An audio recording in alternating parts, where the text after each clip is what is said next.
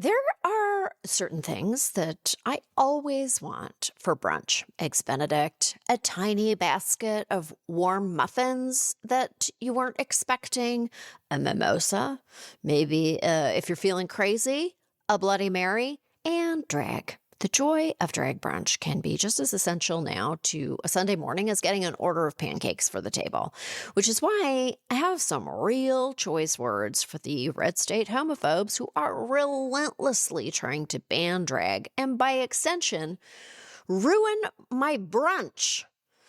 As of this spring, over a dozen states had introduced legislation to ban drag events.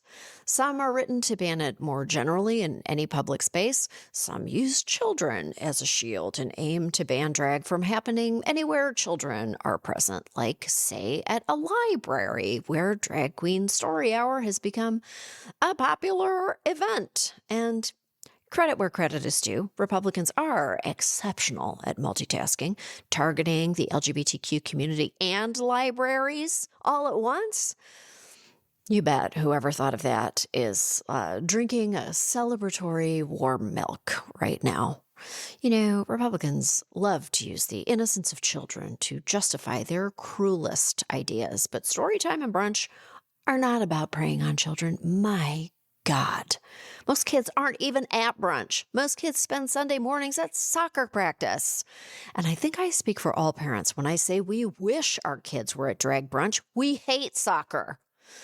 These bans exist to make people who dare to feel comfortable in their own skin not be able to be themselves in public. Like the people who write them, the bans are hateful, they are vindictive, and they are ugly. And of course, they're not just about drag. Drag is just a flashy way to target the entire LGBTQ community. Fortunately, drag bans have continuously to this point been deemed unconstitutional by judges across the country, because the people writing the bans aren't just hateful, but they are also dumb as hell. And they are reintroduced again and again because sometimes the cruelty is the point, and because bigots are so uncreative that all they can do is replay their biggest hits again and again and again and again.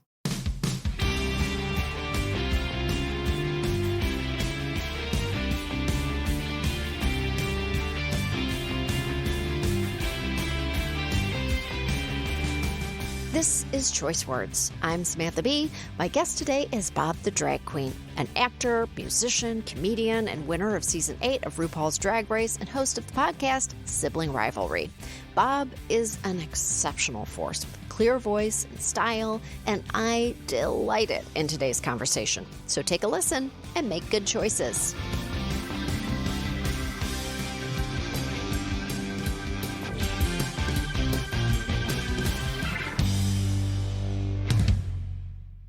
I am extremely excited to be talking to you. I'm like such a huge fan. I love what you do. I love your work. Well, thank you. Ooh.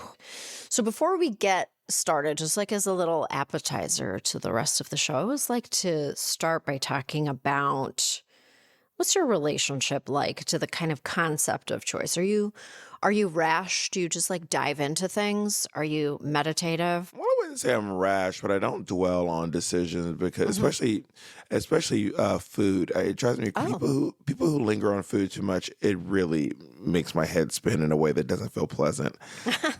Because, like, more than likely, this is not going to be your last meal. So, like, if you don't like it, just eat the next one. Like if this meal wasn't great, then just maybe the next one will be great. And that, you know, when you pass your phone around when you're ordering food and then it gets to that one person and it stays there for like 45 minutes on that one person. Yes. I'm like, girl, just pick literally what you got last time or something that you think will be good. And I don't know why there needs to be so much decision making going into just a meal. But then again, that is the way that I function with choosing food. I'm sure, you know, someone else will be like, you don't get it, Bob. And you know what? You're right. I don't get it. Or like when you're sitting at a big round table with people and you're almost at the end of your order, and then, the server's like, does anybody have any questions? And that one person is like, I have a lot of questions, actually. Yeah. My first question is, what is food? And what is a meal? Could we just start there? And let's start with the definition of a calorie and how it functions in the body. Oh And my I also don't, when it comes to choosing food, I will literally pick the closest place nearby. Like like Oh. food near me, I will go to the first place and just eat whatever's there. Do you cook? I never cook. I don't cook a single meal. Okay. I would probably say throughout the course of 1 year, I'll probably maybe cook 3 meals. Maybe. Really? Are you like a person who like you open the oven and it's just full of shoe boxes and you're like, this is a great storage vault for things that are breakable? Well, at my old apartment, the oven was full of pots and pans. I kept all the pots and Okay. pans in the oven, but they were never taken out. It's not like Untouched. Never untouched. kissed by heat. I have one frying pan, one small pot, and I have one large pot in this house. That is all of my pots and pans. Okay. Do you like ice? Are you like an ice drinker? No, Because like no I ice. have to. I Oh, drink my what? I drink my sodas room temperature. Room temperature sodas. I'm such an easy Explain person. that you're the easiest person to nourish Yeah. physically that I've ever heard of in my life. Why do you drink room temperature beverages? I'm fascinated by that because everyone I knew growing up only drank room temperature beverages. And so tell me why you do. Well, I just grew up. My mom never put the sodas in the fridge. The sodas have Okay. always been in the cabinet, always. And I didn't realize it was strange until my best friend was like, "What?" And I was like, "Yeah, I will just drink a room temperature soda, just straight up room temp Coca-Cola, Cupboard Cokes. That's great. cupboard Coke." Oh yeah, Well, all the kids that I grew up with, their parents told them that if you drank, that if you drank a cold beverage and ate a hot meal, you would die from that.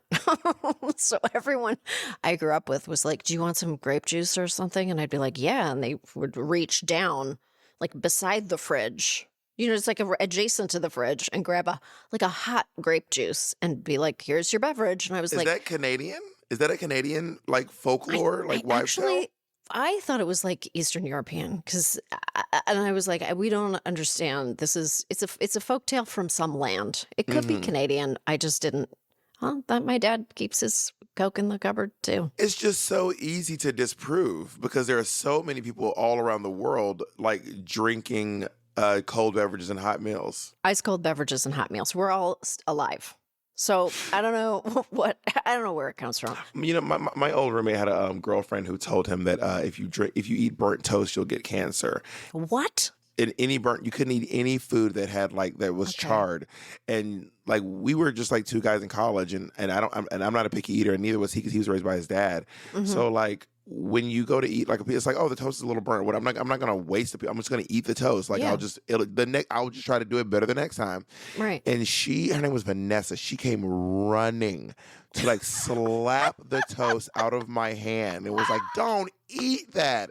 And I was like, "What?" She's like, "You can't What? eat burnt toast. You'll die." And I was like, "I don't think that's true." That's a long-term that's a long-term proposition. There's so many other things that can kill you Right? than just like a little bit of char on your toast. Yeah, and I don't think that's been proven. I think you can eat. I mean, I grew up burning my food as a kid all the time. I ate so much burnt food. Burnt toast and a cold drink? Forget about it. You're dead.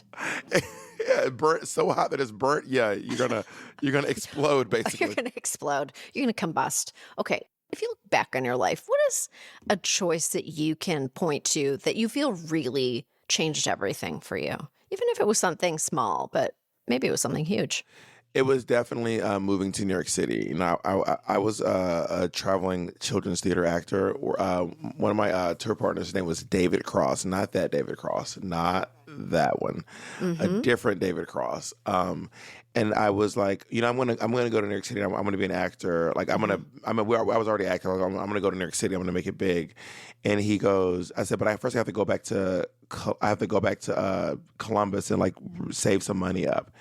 So I was living in Columbus, Georgia at the time, and he said, "You know what? If you go straight to New York City, I will buy your ticket for you." So he was like, "I believe in you, and if you go straight to New York City, I will buy your ticket for you." Amazing. And I was like, "That's like $500. Like how am I going to say no to that?" Right. Yeah, it's going to take a long time to save that $500. And then you're going to Exactly. be in Columbus. I was probably going to go back to working at Ruby Tuesday at the mall, which is where I was working Yeah. between theater gigs.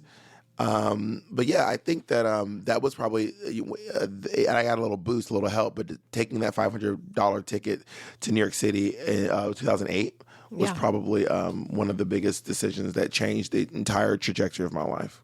Amazing. And did you have that? You must have been, you must have been so incredibly energized. I'm trying to go back in my own life, like just like crossing the bridge, like coming into the city.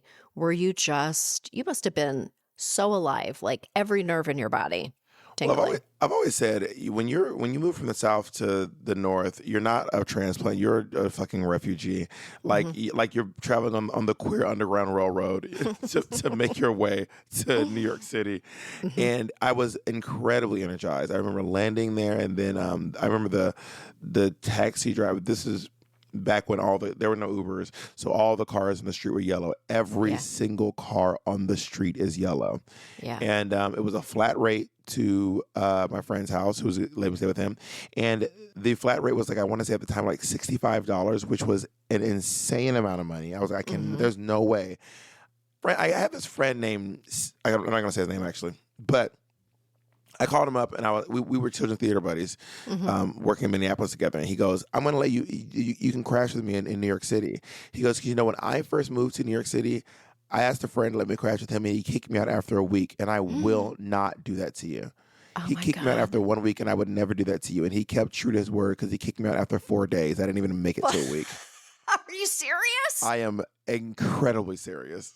What the fuck? So what did you do? I went on Craigslist on my BlackBerry. That's how long ago it was on my Oh my BlackBerry. God, my BlackBerry. And I found an apartment in rented by this woman named Sharifa. Sharifa let me live in her living room for about 3 or 4 months, and then we both got evicted from that apartment.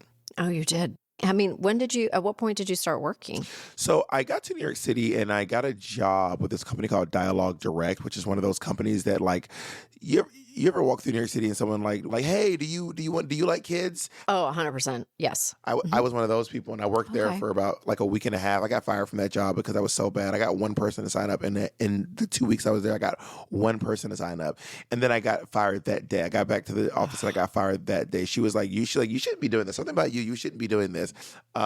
So then I got a job at a restaurant bartending Okay. called the Jekyll and Hyde Club, Okay. which used to be on 57th and 6th. I think it's closed down now. It was on 57th and 6th, and it moved You to mean Times Jekyll Square. and Hyde? Yeah, Jekyll and Hyde. It had like a spooky exterior. Yeah, I have a theory that Titus Andromedon from Unbreakable Kimmy Schmidt is based off me, because like when I look at his life, there were so many similarities. Like I lived with this Norwegian girl, and she was an actor, and I was a comedian and an actor. Then I started doing drag. I worked at a haunted restaurant, Mm-hmm. and I remember being like, "This is kind of low key wild." That's pretty. Yeah, yeah, There's that's something suspect. going on there, There's right? something there.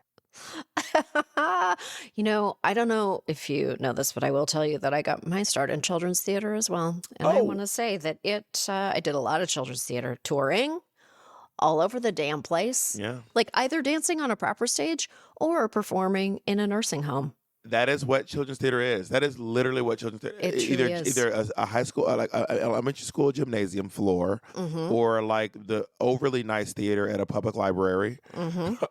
You know what I mean? Or everyone's blind and at a nursing home, and they just Yeah. brought you in because they're like, look, we need something to do during the day. Yeah, I worked for 3 or 4 different children's theaters across America. I feel like it forges you in the fires of performance. I feel like it makes your spine out of forged steel. You're not wrong, because children are simultaneously the easiest and the hardest audiences to entertain. Oh yeah. Because something like a silly prop fall will make them laugh, but like trying to get their attention when you're not doing something absurd is like they will just straight up like if you're doing a show for like a bunch of kindergartners, one of them will just in the middle yell, "I'm bored. Oh yes. Take me This home. is This is boring." I want to go home. Straight up. I was actually just telling my own kids about this the other day, that I was like performing somewhere, and we would do like meet and greets after, because all the children, they either think you're a star or they think you're total trash. Yeah. And I asked one little child, I was like, "Did you like the show?" And he went, "It was boring. I was snoring." And I'm like, sometimes I go see a show and I'm like, "It was boring. I was snoring." And I was snoring. Like, okay. Honestly, that kid is low-key an icon, and I hope that he's doing well today. Want to listen to the rest of this episode? Head over to your favorite podcast player to hear the entire show. I highly recommend it.